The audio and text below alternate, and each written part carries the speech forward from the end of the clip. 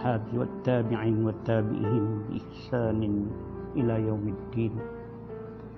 ربي يسير ولا تعسر، رب امتمم بالخير، رب اشرح لي صدري ويسر لي أمري واحلل عقدة من لساني يفقهوا قولي.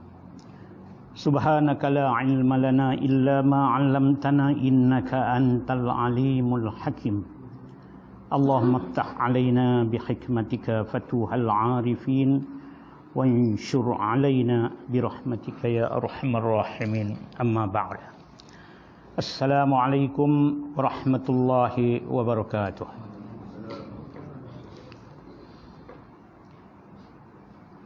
Para hadirin yang dirahmati Allah sekalian,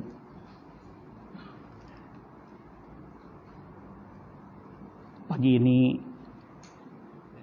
kita panjangkan banyak kesyukuran kepada Allah Subhanahu wa taala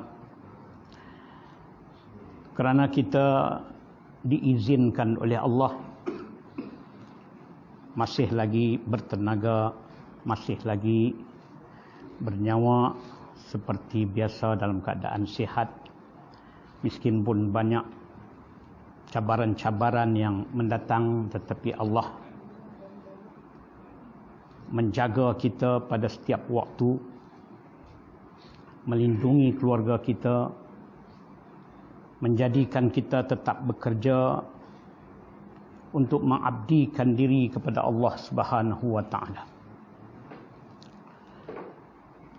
Kebetulan pula kita sekali lagi berkesempatan untuk sama-sama meraih dan menyambut akan hari kelahiran Nabi kita Muhammad sallallahu alaihi wasallam. Meskipun sudah berlalu 2 hari yang lepas, tetapi adalah tanggungjawab kita yang mencintai Allah, sudah tentulah akan lebih-lebih mencintai kepada yang dicintakan oleh Allah, yakni kepada Nabi kita Muhammad sallallahu alaihi wasallam. Dengan diberi kesempatan pagi ini kita datang ke majlis ini, sudah tentulah ini juga dengan perancangan Allah Subhanahu wa taala. Pagi-pagi begini, daripada tadi lagi persiapan kita dalam keadaan yang mengingati Allah. Bangun pagi dengan tenaga yang Allah masih berikan kepada kita, sendi-sendi kita bergerak ke arah mengingatkan bahawa tanggungjawab kita pada pagi ini bersama Allah Subhanahu wa taala. Datang ke masjid, sendi-sendi yang ulama kata ada 360, malah Nabi SAW menyebutkan telah digunakan oleh kita dengan izin Allah di awal-awal pagi ini untuk tujuan pengabdian kepada Allah Subhanahu wa taala. Perkara ini bukan baru, perkara ini bukan dibuat dengan tidak dirancang. Sebenarnya ini telah dirancang oleh Allah Subhanahu wa taala. Sejak azali lagi telah berkehendak oleh Allah dengan sifat iradatnya kepada kita, dipilihkan kepada kita menjadi daripada orang yang sangat taat kepada Allah Subhanahu wa taala. Sebab ketetapan ini adalah ketetapan dari Tuhan yang maha pemurah lagi maha kasih sayang. Ulama membincangkan bahawa sebenarnya Allah menetapkan kepada kita seluruh makhluk, lebih-lebih lagi makhluk yang dinamakan manusia ini sebagai makhluk terbaik, ada 4 ketetapan. Ketetapan ini telah pun ditetapkan di azali, belum kita ada lagi. Belum lagi Allah membuat kita, tapi sudah ditetap. Kerana ketetapan ini dari kehendak Allah dengan sifat iradatnya yang tanjizi qadim. Jadi bila kita tahu ketetapan ini telah dipilih dan ditetapkan di azali oleh Allah, Allah sangat kasih kepada kita. Ketetapan yang pertama yang Nabi kita Muhammad sallallahu alaihi wasallam huraikan kepada kita, iaitu ketetapan kita menjadi orang yang taat di dalam ibadat. Menjadikan kita orang yang istiqamah mengingati Allah, orang yang sentiasa istiqamah untuk melaksanakan ajaran agama Islam yang ditujukan oleh Nabi kita Muhammad sallallahu alaihi wasallam.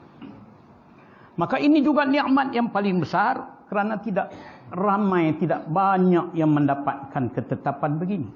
Tiba-tiba jatuh ke tangan kita. Dia bukan soal bernasib baik.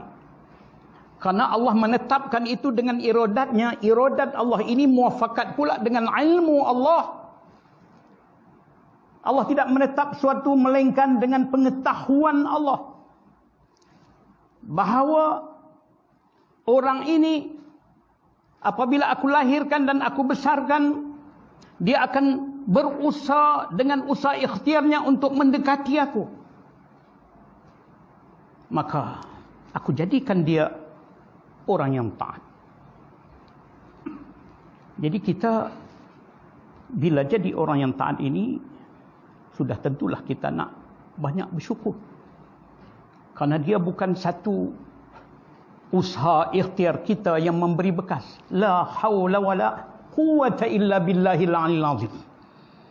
Tapi dia adalah ketetapan Allah, yang apabila Allah tetapkan, Allah laksanakan. Muafakat kudrat Allah dengan iradatnya. Iza arada syai'an an yaqula lahu kun fayakun. Apabila berkehendak Allah akan suatu, berkatalah Allah, aku nak jadi, kun fayakun, jadilah. Baik. Maka sebagai tanda kesyukuran kita kepada Allah Subhanahu wa taala, Nabi kita Muhammad sallallahu alaihi wasallam mengajarkan kita banyakkanlah bersyukur. Di antara syukur kerana kita mendapatkan daripada Allah taufik, kekuatan mentaati Allah, ialah dengan menjaga ibadat itu sebaik-baiknya, kata Nabi sallallahu alaihi wasallam.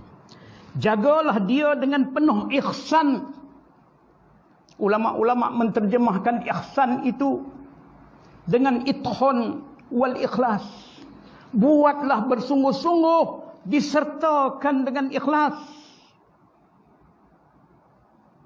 Malah Allah menjanjikan melalui Nabi kita Muhammad sallallahu alaihi wasallam bahawa orang yang betul-betul ikhlas, orang-orang betul-betul tekun menjaga nikmat Allah Ta'ala dengan memberi taufik bagi ketaatan ini, Allah sebut di dalam Al-Quran, walladzina jahadu fina lanahdiyannahum subulana. Dan mereka yang bersungguh-sungguh pada jalan kami, kerana kami sudah tunjukkan jalan itu, kamu menyambutnya, kamu meredainya, dan kamu melaksanakannya, nescaya kami akan tambahkan, kami akan tunjukkan lagi kepada kamu jalan-jalan kenikmatan, jalan-jalan keselamatan, jalan-jalan keredaan, jalan-jalan yang mensampaikan kita kepada redha Allah, dan insya-Allah sampai kepada syurga Allah. Jadi sebab itu kita diajarkan oleh Nabi sallallahu alaihi wasallam supaya banyak bersyukur. Kerana Allah menyebutkan wa ma bikum min ni'matin faminallah. Apa saja yang ada di sisi kamu yang baik-baik itu datang dari Allah. Dan dalam ayat yang lain Allah sebut, wa in ta'uddu ni'matallah la tuhsuha. Dan jika kamu nak membilang-bilangkan nikmat Allah, nescaya kamu tidak dapat membilangkan satu persatu, kerana terlalu amat banyak. Maka anugerah ketaatan tadi, hendaklah kita sebagai hamba meredainya dengan cara sentiasa berada di dalam ingatan kepada Allah dan berjanji kepada Allah untuk terus menerus menjaga ketaatan ini dengan penuh ihsan, penuh taat, penuh yakin dan juga penuh beriman, insya-Allah. Ketetapan yang kedua yang Nabi kita Muhammad sallallahu alaihi wasallam menceritakan kepada kita adalah ketetapan oleh Allah ke atas hamba-hambanya yang lain dengan kerja-kerja yang maksiat. Na'udzubillahi min zalik. Jangan kata hak elok saja Allah tetap. Bukan saja hak elok saja, tetapi ada ketetapan dari Allah kepada hamba-hambanya dengan ketetapan maksiat. Ini juga dari Allah. Kita wajib beriman kepada qada dan qadar Allah. Untung, nasib baik dan jahat, semuanya daripada Allah. Jadi apabila datang daripada Allah, kita balik kepada ilmu tauhid kita tadi. Mengapakah Allah menetapkan kepada hamba itu keadaan begini? Kerana dengan ilmunya Allah mengetahui di azali lagi. Apabila orang ini aku jadikan dia, aku bagikan dia pekakas yang cukup menjadi insan yang baik, dengan menjadikan dia itu ada hidayat tabi'in, serupa dengan orang lain. Ada hidayat panca indera, khawasi, yang serupa dengan orang lain. Diberikan pula hidayat akal, serupa dengan orang lain. Diberikan pula hidayat agama, serupa dengan orang lain yang mengirimkan kepada dia dan kita semua seorang Rasul, Nabi Muhammad sallallahu alaihi wasallam, yang membawakan ajaran benar dari Tuhannya, yang mengajakkan kepada kebajikan, mencegahkan kepada kejahatan. Tetapi si hamba tadi tetap memilih, kerana usaha dan ikhtiar itu adalah hak pekerjaan hamba. Allah lah yang menjadikan. Adakah Allah redha? Tidak. Adakah Allah redha dengan maksiat itu? Sudah tentu Allah redha kalau orang itu kembali kepadanya dengan membanyakkan taubat. Allah tunjukkan jalan-jalan taubat. Nabi kita Muhammad sallallahu alaihi wasallam mengajarkan taubat. Al-Quran pula menghuraikan tentang taubat ini sehingga ada surah Taubah.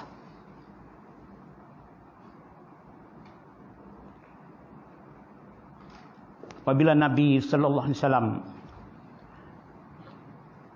mengajakkan umat ini yang tersilap ini balik kepada jalan, itu merupakan tawaran dengan rahmat, bukan saja dari Allah, malah daripada Nabi sallallahu alaihi wasallam. Dalam Al-Quran ada menyebutkan, wa inni laghaffarul liman taba wa amana wa amila salihah summa tada. Dalam surah Taha ayat 82. Allah menyebutkan, sesungguhnya aku ini Al-Ghaffar, Maha Pengampun. Masukkan di dalamnya dengan permulaan haraf taukid. Ini sesungguhnya aku, sesungguhnya itu. Memberi keyakinan bahawa ini tawaran yang betul-betul datang dari Allah dengan sifat kasih sayangnya. Kalau sudah terlanjur kembali kepada Allah Subhanahu wa ta'ala. Kita pun tak sunyi daripada salah dan silap. Allah melembutkan hati kita. Allah didik kita dengan beri ilmu. Dan dengan rahmat daripada Nabi kita Muhammad sallallahu alaihi wasallam, dengan doanya untuk umatnya, kita mudah dengan izin Allah untuk kembali. Sebab Allah sendiri memperkenalkan bahawa ia adalah zat yang maha pengampun, yang maha pemberi kemaafan. Tak ada zat yang lain melainkan dia, zat yang sempurna ini. Untuk siapa? Liman taba. Taba itu fi'il madhi. Orang yang telah berdosa dia dan kemudian dia bertaubat.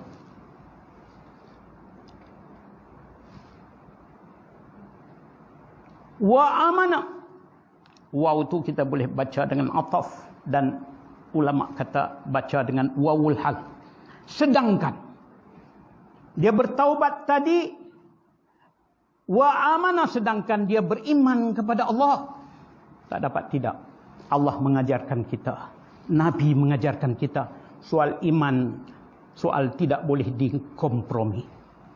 Keimanan, pengenalan kepada Allah, pengenalan kepada Rasul, pengenalan kepada seluruh rukun iman adalah menjadi tanggungjawab kita.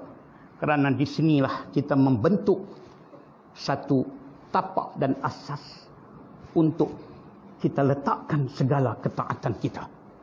Mana mungkin ketaatan dapat diletakkan pada tidak ada bekas keimanan itu, kerana ia akan berterbangan seperti debu-debu yang berterbangan. Maka kita binakan keyakinan kita. Sebab itu kita dituntut oleh Allah mengenal Allah, mengenal Rasul, mengenal rukun iman dan yakin kepadanya, kerana kita membentuk satu bekas yang kukuh dan kita menjaganya, kerana di sinilah hendak kita letakkan segala amalan kita. Orang yang tidak kenal Allah, tidak ada baginya ibadat yang diterima oleh Allah Subhanahu wa taala. La tasihul ibadah illa bi ma'rifatil ma'bud.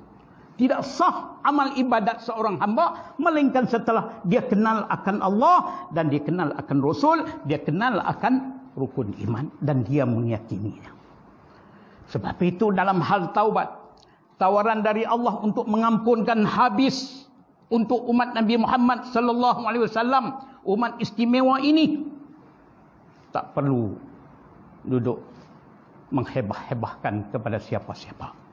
Tak perlu digantikan dengan ganjaran-ganjaran ataupun dengan pengorbanan-pengorbanan yang lain seperti yang berlaku kepada Bani Israel zaman dahulu.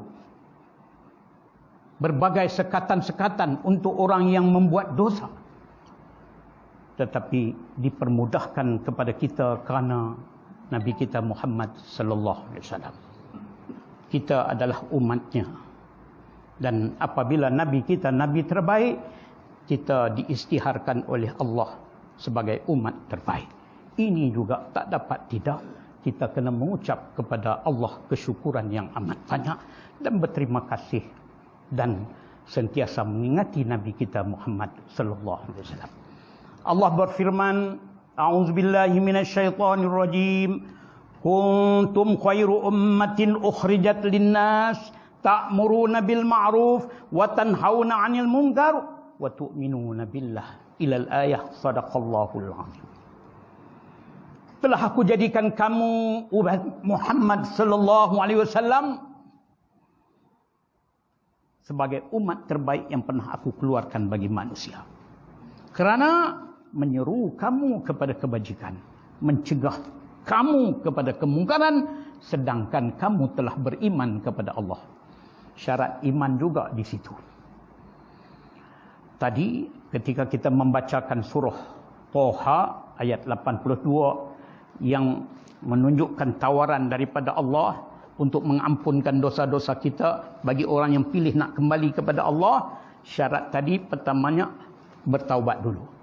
Bertaubat ada dia punya hukum-hukum dia. Ya, berdosa dengan Allah tak dapat tidak, mestilah mengakui dosa itu dan menyesali dengan perlakuan yang telah dibuat. Menyesal ni kena menyesal sungguh-sungguh. Dia soal syarat taubat ini nada. Artinya menyesal. Yang kedua, berhenti daripada melakukan dosa yang serupa atau dosa yang setaraf dengannya. Ataupun memberhentikan langsung segala dosa-dosa, yakni kepada Allah Subhanahu wa ta'ala. Yang ketiganya, berikrar tidak akan mengulangi lagi kesalahan-kesalahan itu. Itu jika ada dosa kita dengan Allah. Tidak perlu kita nak menyebut-nyebutnya, cuma menyebutkan pada hati supaya terasa kesilapan itu. Dalam kitab Imam Al-Ghazali rahimahullah ta'ala, Minhajul Abidin, Imam Ghazali menceritakan di antara tanda-tanda seseorang itu diterimakan taubatnya, taubat nasuhanya. Dia hadir pada hatinya kebencian yang sungguh-sungguh kepada dosa yang pernah dilakukan. Bukan saja dia tidak mau tengok dosa itu, bukan saja dia tidak mau memandangnya dan menceritanya, malah dia minta supaya keturunannya, anak-anaknya, istrinya, siapa saja yang berkaitan dengannya, malah jiran-jirannya, malah saudara-saudaranya, malah seluruh muslimin muslimat, jauhilah daripada najis dosa yang pernah dia lakukan. Dia tidak pernah membangga. Sebab apa? Sesuai dengan Allah sebut, inni laghaffarul liman taba wa amana wa amila salihah. Selepas dia bertaubat dan dalam keadaan dia kenal Allah, dia memulakan kehidupan dengan menjadi orang yang soleh. Allah sebut. Jadi seolah-olah tak dapat pisah. Bila bertaubat, taubat syarat dia mesti beriman dulu. Kemudian bila dah bertaubat, dia berubah melakukan amalan yang soleh. Kalau dulu tidak ada kesempatan. Macam kita lah. Saya pun banyak dosa-dosa. Tapi saya syukurlah. Ya, mudah-mudahan Allah bagi kekuatan. Tak boleh mampu nak lawan ahli ibadat yang lain, orang-orang alim yang lain. Tetapi sekadar yang kita mampu. Kemudian Allah sebut summah tada. Dan orang-orang yang bertaubat itu dia terus berjalan lagi. Dengan kehidupan sebagai orang yang telah mendapat petunjuk. Tok Guru ada duk hurai. Katanya, kalau dah buat amal soleh tu, dia tak akan buat benda yang lain. Sebab amal soleh ni amal yang bersih. Amal yang tidak ada sekutu di dalam amalannya kepada Allah. Ikhlas lillah ta'ala. Maka sudah tentu dia akan mendapat habuan untuk dia berada di dalam petunjuk Allah selepas itu. Dia tak buat lagi benda-benda yang sia-sia. Sebenarnya Nabi kita Muhammad sallallahu alaihi wasallam membacakan daripada ayat-ayat Allah kepada kita banyak. Kita bersyukur pagi-pagi begini telinga kita, segala fikiran kita, hati kita, mata kita semua kita gunakan untuk mendengar ayat-ayat suci Al-Quran. Mendengarkan kalimah kebesaran Allah daripada waktu azan tadi. Kita hadir pula dengan datang menyebutkan kalimah-kalimah itu. Bila imam kita membaca ayat-ayat suci Al-Quran, hati kita terpaku pada itu. Mata kita khusyuk, hati kita sentiasa ingat. Maknanya, belum hati kita terlintas nak buat kerja dunia, hati kita terlintas, diberikan lintasan hati kita ini, khawatir ini semua untuk Allah, untuk Rasul, untuk Al-Quran, untuk membesarkan dia. Ini satu nikmat yang besar. Yang kita kata tadi, yang Allah sebutkan tadi, inilah nikmat yang tak boleh kita nak bilang-bilang. Ada ulama-ulama menyebutkan, bagi kita, Allah mengajar kita dengan mendatangkan seorang Nabi yang akhlaknya sangat mulia. Yang datang Nabi sebagai penyudah, penutup segala nubuah, kenabian dan kerasulan. Nabi yang sudah dirancang oleh Allah untuk tujuan ini. Nak memimpinkan umat, nak memimpinkan orang-orang yang akan bersama-sama dengan Nabi SAW akan masuk ke syurganya. Syurga Allah, insyaAllah. Maka persiapan itu Allah telah siapkan. Sebab tu kita, bila kita berasa bahawa kita ini dipilih duduk di bawah umat Nabi Muhammad SAW ini, kita bersyukur. Dalam surah Al-Mu'minun ada disebutkan oleh Tok Guru, ini surah Al-Mu'minun ini surah yang ditunjukkan kepada kita khabar gembira untuk orang yang beriman kepada Allah yang diajarkan oleh Nabi kita Muhammad sallallahu alaihi wasallam, sehingga jalan-jalan yang ditunjukkan itu jalan-jalan menuju kejayaan, sehingga Allah janjikan ke mana pula selepas semua dapat dilaksanakan perkara itu, maka dijanjikan itu syurga Firdaus, kekal di dalamnya. Ada orang kata inilah SOP orang-orang yang beriman. Kita nak jadi orang beriman, kita kena ada SOP. Lebih lengkap daripada SOP Kementerian Kesihatan. InsyaAllah. Ini SOP yang telah ditetapkan oleh Allah, dibacakan dan dipraktiskan oleh Nabi sallallahu alaihi wasallam sebagai contoh kepada kita. Sebab itu Allah sebut dalam Al-Quran, laqad kana lakum fi rasulillahi uswatun hasanah. Yakni dan sesungguhnya bagi kamu pada diri Rasulullah SAW itu adalah merupakan contoh yang terbaik. Baik, kita baca sedikit. Sebab ceramah kita hari ini dia terbuka, tak ada tajuk. Cikgu Husin kata, bolehlah. Dia suruh saya kata jangan lupa Sabah. Dia suruh saya cerita bab Sabah juga. Saya tak berapa nak berani cerita bab Sabah. Tanya orang kata, ni bawa balik Sabah ni bahaya ni. Saya dah balik Sabah lebih kurang sebulan, seminggu dah. 5 minggu. Jadi masa saya balik Sabah itu, saya percepatkan balik. Dah 3 bulan dah duduk di sana. Pasal apa tak balik? Pergi sebulan saja. Tapi yang melanjutkan balik itu, pertama, kerana dia Alok-Stak ni kena lockdown. Jadi kemudian lepas sebelum Alok-Stak kena kluster kut sebelah Napor sana tu, masjid yang saya duduk mengajak kut belah Citra pun mereka tak bagi mengajak juga. Jadi saya sambung. Bila mai Alok-Stak kena lockdown, habis pula sekolah saya tu pula kena pergi buat saringan. Pasal anak frontliner ada mengaji situ, anak orang-orang Kementerian Kesihatan. Jadi habis tutup 2 minggu. Jadi lebih baik saya duduk tunda-tunda balik, saya boleh buat kerja sana. Bila saya balik belum ada saringan hari saya balik itu. Tapi memandangkan saya ada sekolah, ada mak saya yang sudah berumur, cucu kecil-kecil banyak, 7-8 orang, saya pisah diri kepada Kementerian Kesihatan.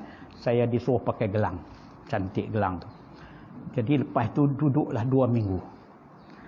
Yang kita pisah diri ni mereka tak berapa terima lah, sebab belum ada syarat tu. Dia kata kena balik tarikh ni baru. Saya kata tak boleh.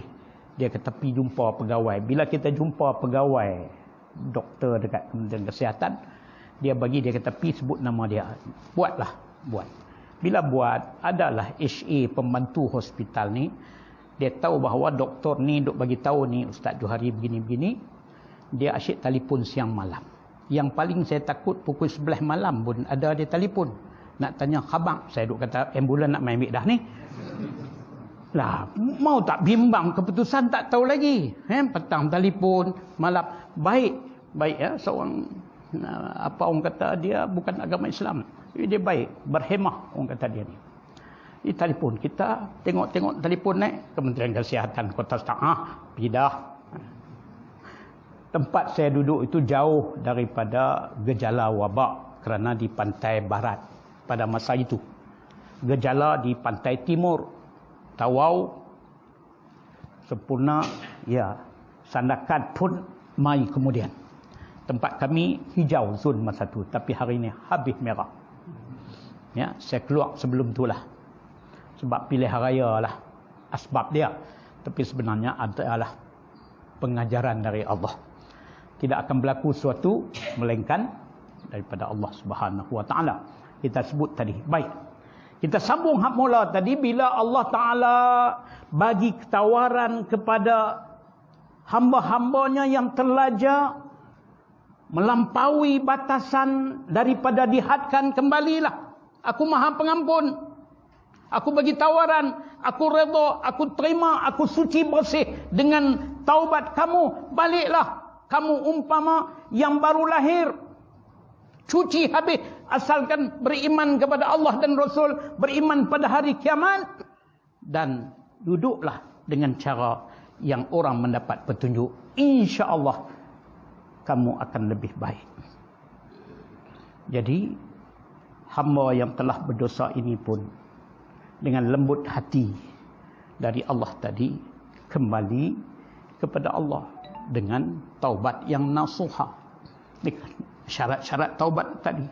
Kalau ada satu lagi dosa dengan hamba, dengan sesama orang-orang manusia yang lain, maka diselesaikan di atas dunia dengan kembalikan hak orang itu atau bermaaf-maafan. Maka selesailah.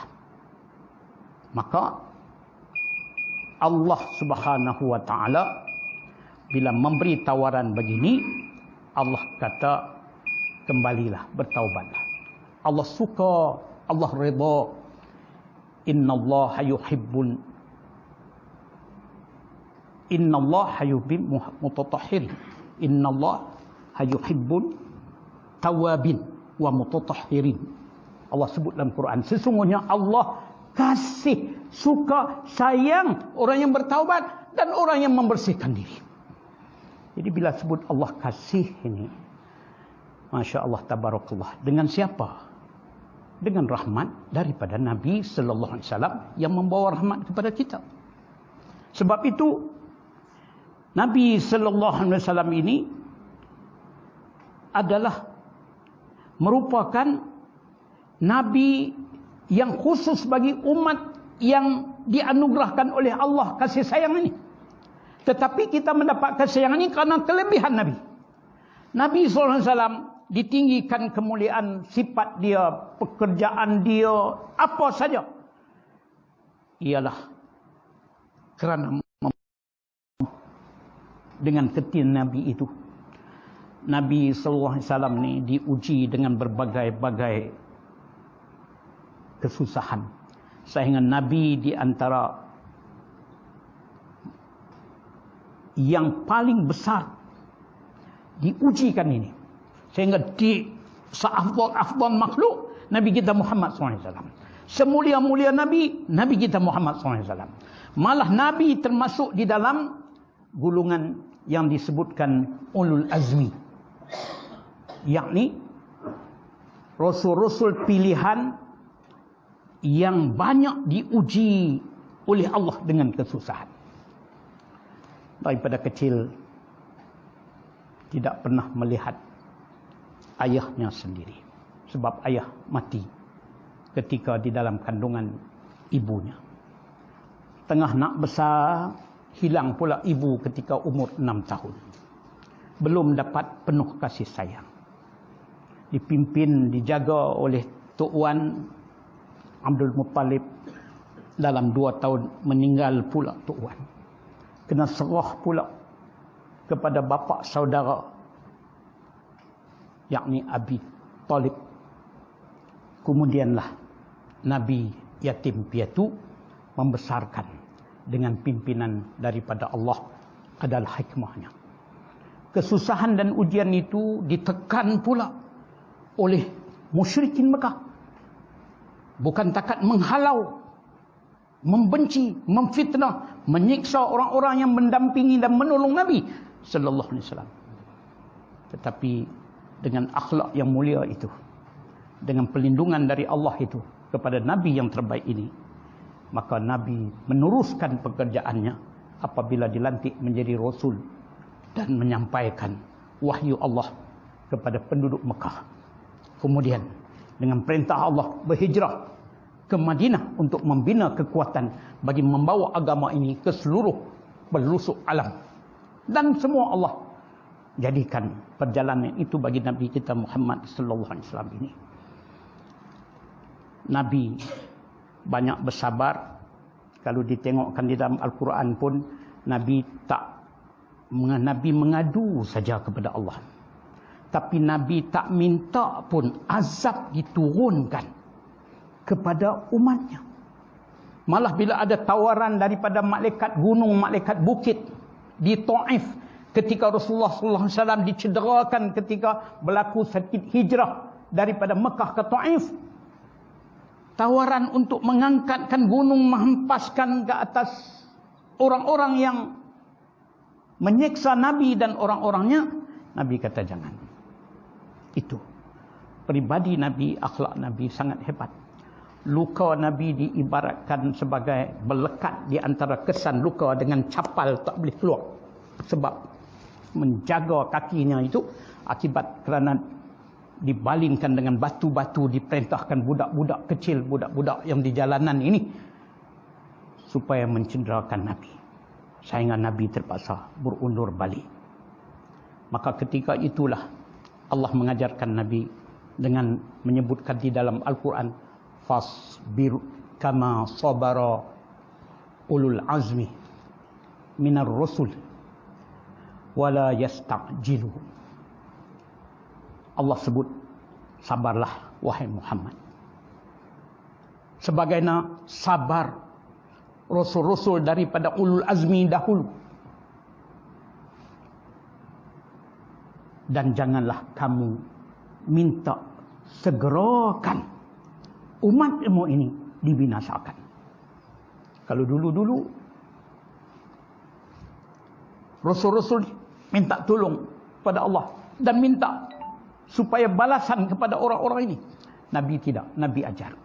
Maka Nabi itu ada syafaat yang besar. Syafaat besar ini Nabi simpan untuk kita bila hari akhirat. Untuk apa? Untuk memberi pertolongan ketika kita memerlukan. Pada waktu itu tidak ada pertolongan melainkan daripada Allah dan syafaat Nabi sallallahu alaihi wasallam.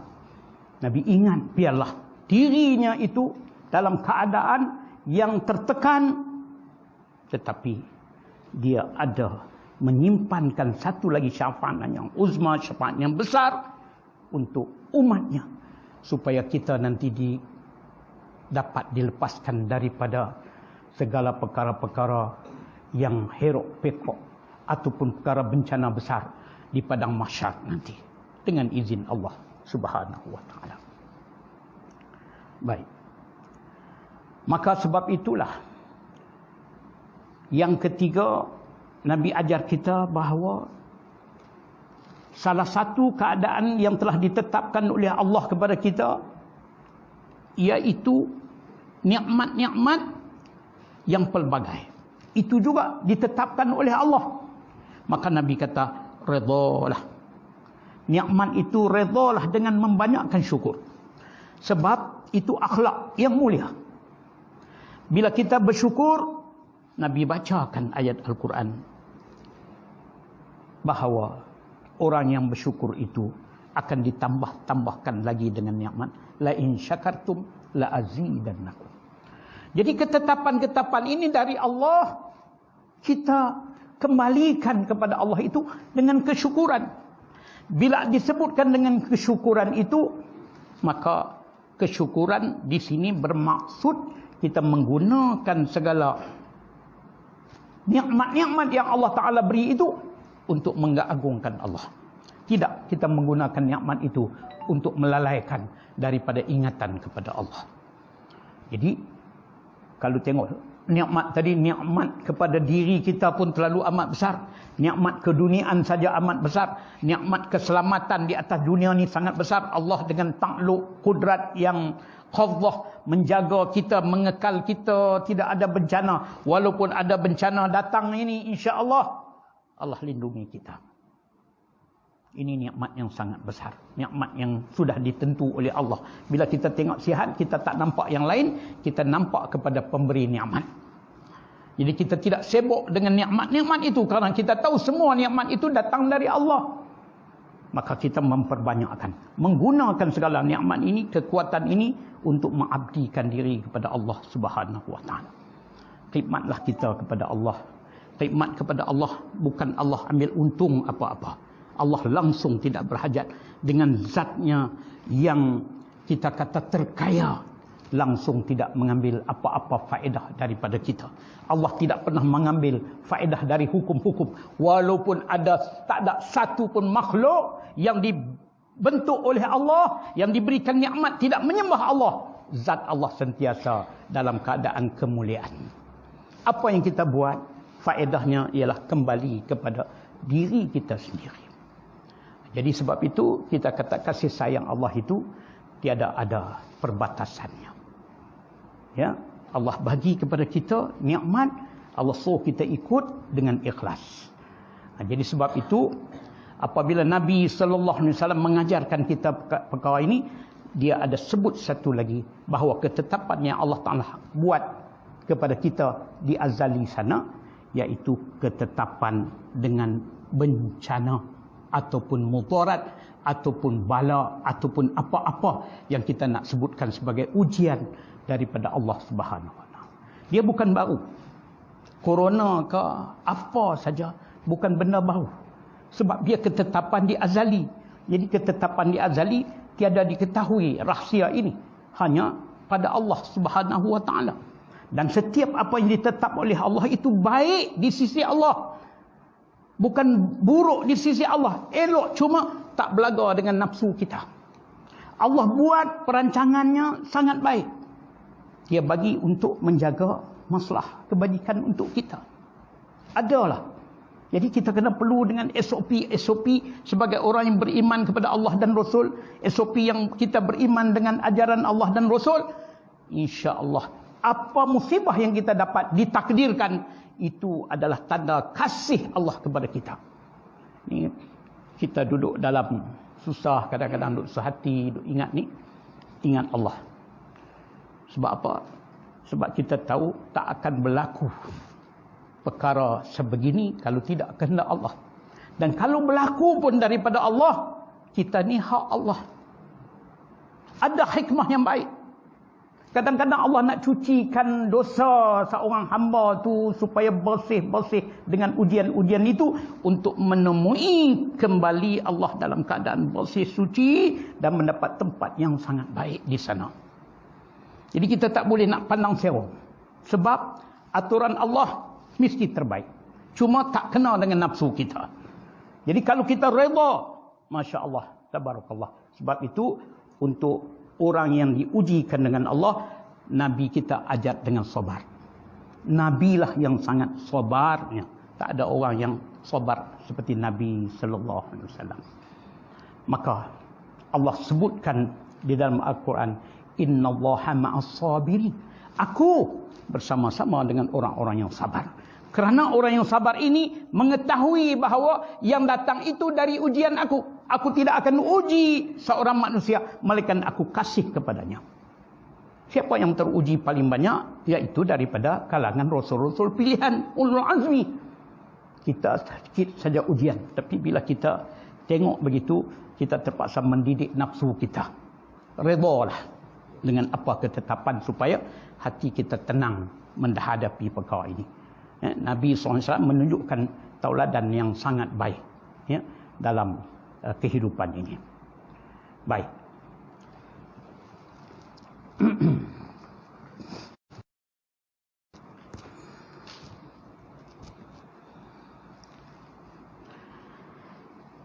Kita balik kepada SOP Muslim tadi.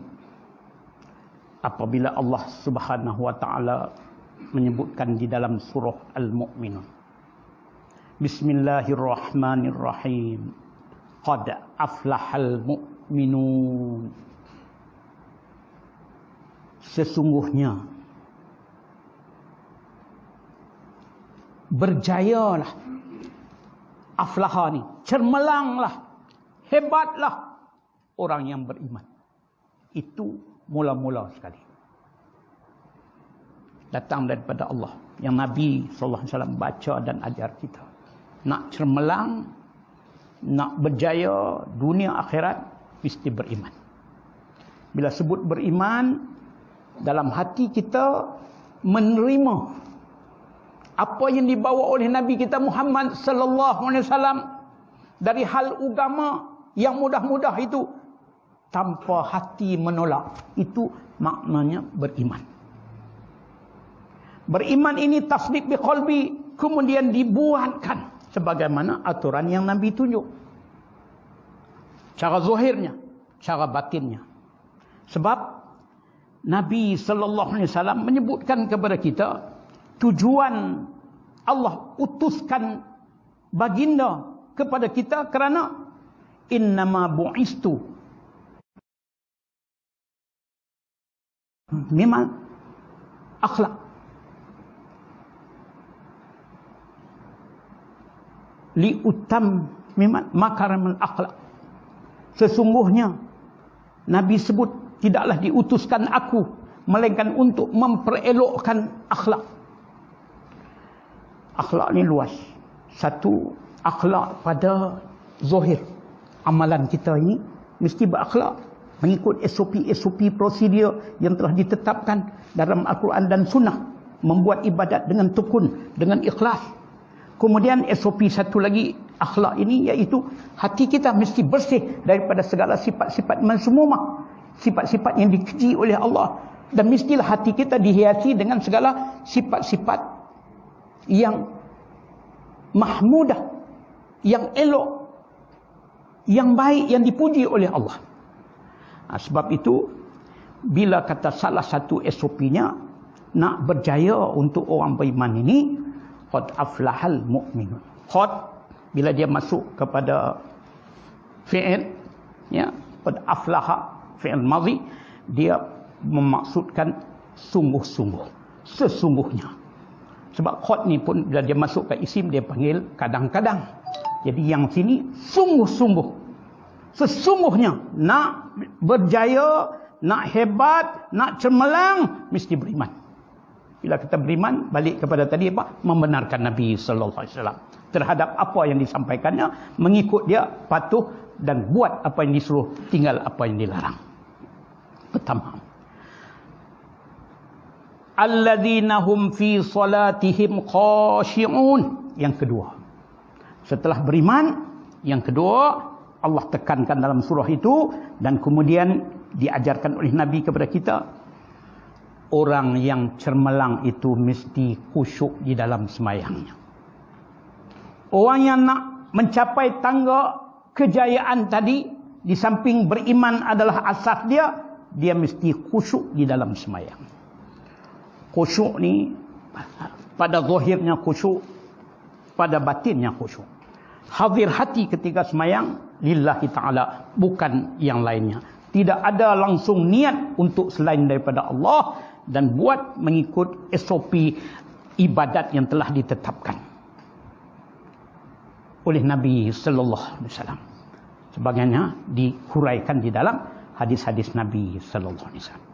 Ini menunjukkan hubungan dengan Allah ini melalui semayang ini ialah untuk mengangkatkan kemuliaan umat kita, kerana permulaan semayang nanti ditutup pun disebutkan semayang. Jadi maknanya hubungan dengan Allah dari mula sampai habis, mula tutup ingat Allah, tutup ibadat kepada Allah, insya-Allah. Yang ketiga, wallazina hum anil la'wi mu'ridun. Dan orang-orang yang nak berjaya tadi, orang beriman, setelah dia yakin kepada Allah, Rasul dan hari kiamat, kemudian dia solat dengan khusyuk. Yang ketiga, dia dapat meninggalkan segala perkara-perkara yang melalaikan. Dia tinggalkan percakapan yang tak berguna, dia meninggalkan pekerjaan yang tak berguna, dia tinggal. Ini SOP untuk orang beriman. Mana tak elok saja dia tak cakap, dia simpan. Berkenaan diri dia atau diri orang atau siapa saja, dia tak akan bercakap. Dia bercakap bila perlu. Dia tidak membuangkan masa dia. Dia cakap pada benda-benda yang menyampaikan kebajikan, menunjukkan kepada kebajikan. Dia tinggalkan hak tidak elok, dan dia tinggalkan pekerjaan yang sia-sia. Itu yang ketiga, SOP. Dan sebab itu Nabi SAW menjadi contoh semua ni. Sebab itu bila ditanyakan pada Sayyidatina Aisyah, macam mana akhlak Nabi bila Nabi sudah wafat, sahabat datang tanya, nak bisik-bisik lagi, nak tahu akhlak Nabi macam mana ni. Aisyah kata, kana khuluquhul al-Quran. Sesungguhnya Nabi ni akhlaknya itu dalam Al-Quran itu. Nabi bukan mengajar, membaca, Nabi beramal sungguh-sungguh kerana dipimpin oleh Allah Subhanahu wa taala. Jadi kita dihuraikan oleh Nabi, kita ikut insya-Allah sekadar kita kemampuan kita. Kemudian walladzina hum ala shalah. Tanya tu imam. Qad aflahal mu'minun alladzina hum fi salatihim khashi'un walladzina hum 'anil lagwi mu'ridun walladzina hum lizzakati fa'ilun. Ini satu lagi. Walladzina hum lizzakati fa'ilun. Orang yang cemerlang itu orang yang dapat membersihkan diri.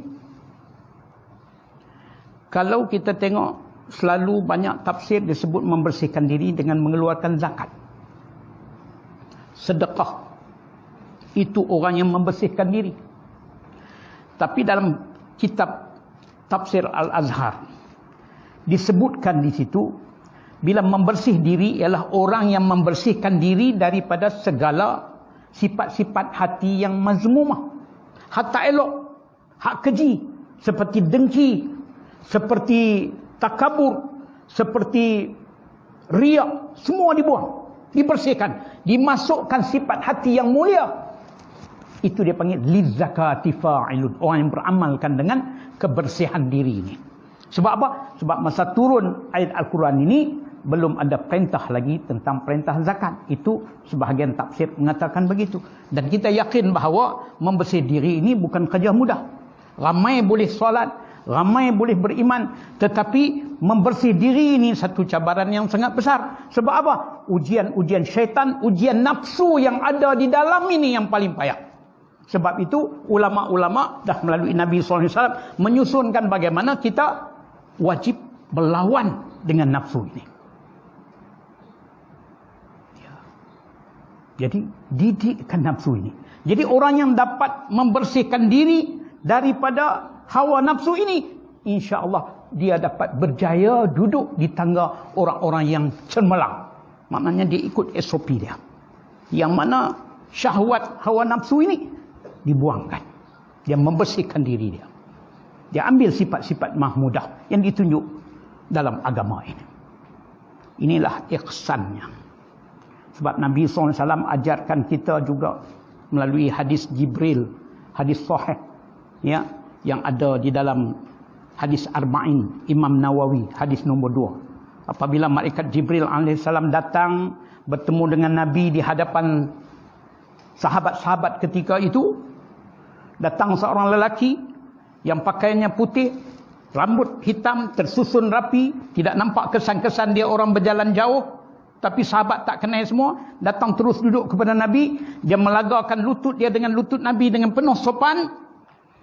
Maka dia bertanya kepada Nabi beberapa soalan. Sahabat-sahabat menyangkakan ini orang yang tetamu yang datang jumpa Nabi, yang mungkin belum mereka jumpa. Mereka tidak tahu siapa orangnya.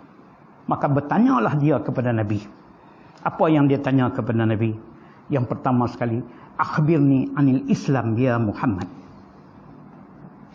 Jadi sahabat tengok, orang ini datang nak belajar kepada Nabi. Nabi pun jawab, Islam itu rukunnya 5. Sebutlah rukun Islam yang kita sama-sama belajar. Maka kata selepas menerima jawapan itu, sadaqta ya Muhammad. Engkau benar, wahai Muhammad. Maka sahabat tercengang. Ini bukan orang belajar ni. Macam cikgu pula. Main-main tanya. Dia jawab-jawab, betul engkau Muhammad. Kemudian tanya lagi, akhbirni anil iman. Apa pula iman itu, wahai Muhammad? Maka dia pun menjawab, Rasulullah SAW menjawab, iman itu rukun iman yang 6 yang kita ambil daripada Nabi. Sampailah percaya kepada khabar dan qadar itu. Soalan berikut,